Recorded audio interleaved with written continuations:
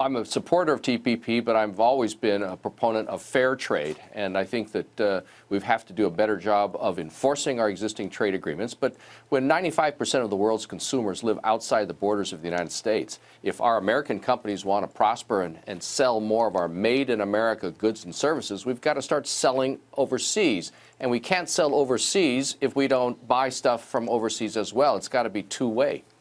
Ambassador Locke, are you therefore upset at Secretary Clinton for sort of backtracking on a position that years ago used to be in favor of free trade, now isn't, and tilts towards the protectionism side of things? Do you think she's going against her genuine own beliefs in articulating that position on the campaign trail? Well, I think that she has a very specific disagreement and concern about the TPP. I, of course, support the TPP, which is the Trans-Pacific Partnership.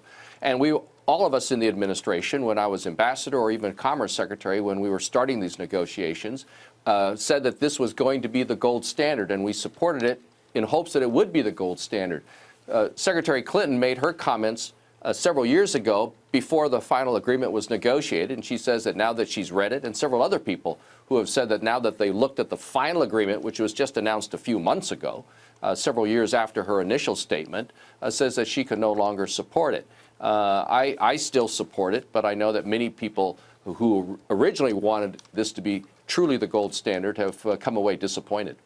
Ambassador, there's so much anti-China rhetoric in the election, but TPP doesn't include China, and China itself has criticized the deal, but yet both candidate wants to either roll it back or edit it. And I'm wondering, if you're China or if you're our ambassador to China, how do you work with the country to get something that is good for America, because it doesn't include China, but also is something that geopolitically works?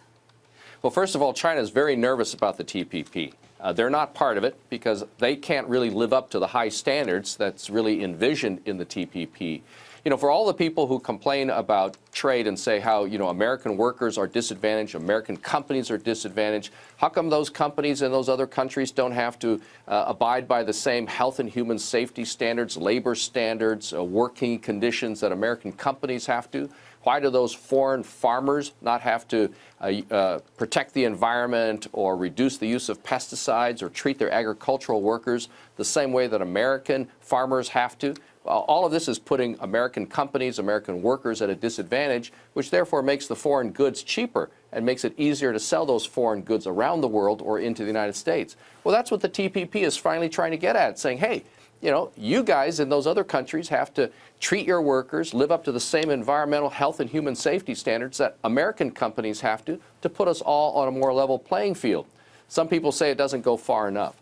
But China does not like the TPP because it's afraid that it's going to set a precedent for a higher standards trade agreement that ultimately will have to be imposed on China, whether other countries making trade deals with China will say, hey, you know, let's use these higher standards, or ultimately, if we have an investment treaty between the United States and China, that China will have to follow these high standards. So China is very nervous about the TPP.